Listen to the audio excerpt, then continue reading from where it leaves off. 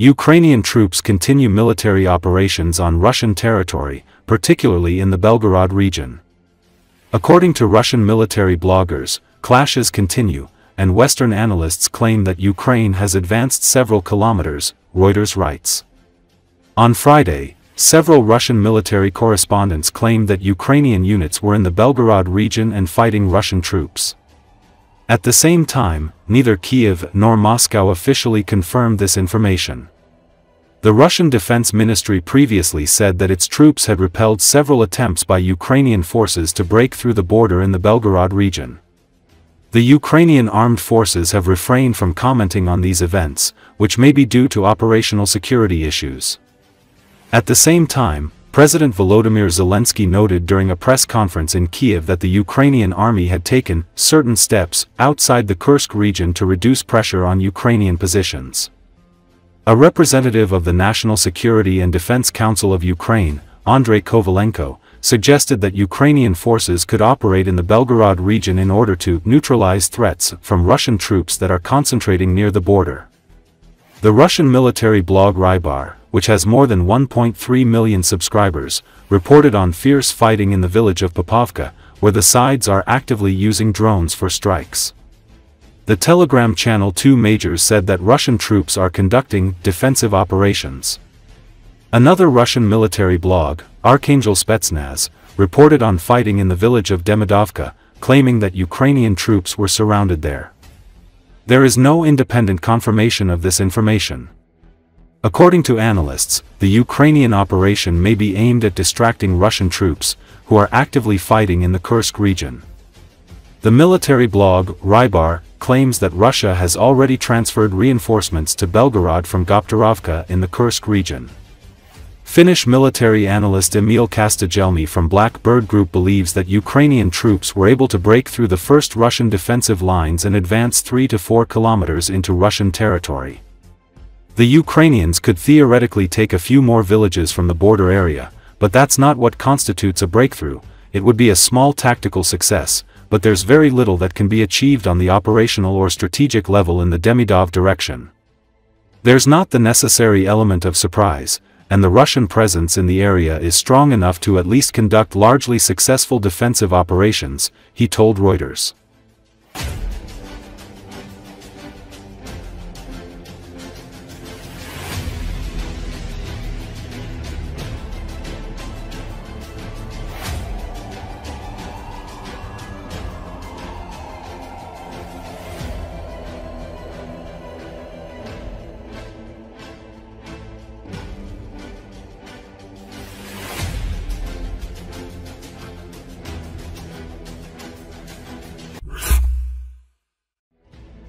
Another footage has been released showing an operation conducted by drone operators of the main intelligence directorate of the Ukrainian Defense Ministry in Russian-annexed Crimea Peninsula. The footage, which was shared on Telegram channels, shows Ukrainian drones destroying a Kamaz military truck, several radar stations, the Fyodor European tugboat, and a Pantsir S-1 self-propelled anti-aircraft missile system belonging to the Russian army. Apart from military hardware, Russian army also lost a large number of manpower. It should be noted that 20 Russian military assets, including radars, anti-aircraft systems, helicopters, and ships, in the occupied Crimea this week. The destroyed equipment includes 3 units of Pantsir S-1, 3 units 39 and 6 Kasta 2x10 squared, 2 units 8Ya-6, K1 Podlet, 2 units 1L-125 Niobium SV, 9 C-19 Imbir, Nebo SV, S-300 VM, Nebo M-59 and 6 Protivnik GE, Mice radar, ST-68 radar, Mi-8 helicopter, transport vessel of the C-4236 project, Fyodor European tugboat. Ukraine has intensified attacks on Crimea Peninsula that was illegally annexed by Russia in 2014.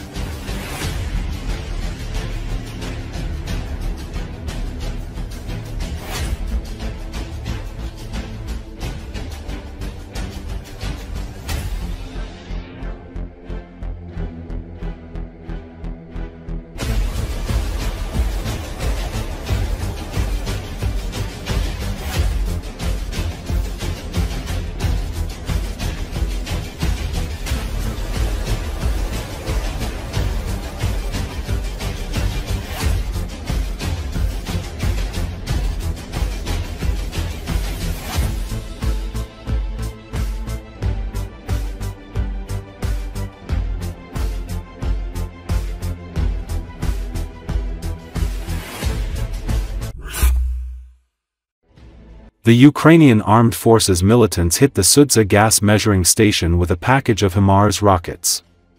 As a result, the power facility caught fire and ceased to exist. Over the past 24 hours, the Kiev regime has continued attacks on Russian energy infrastructure using various types of UAVs, as well as the HIMARS multiple launch rocket system.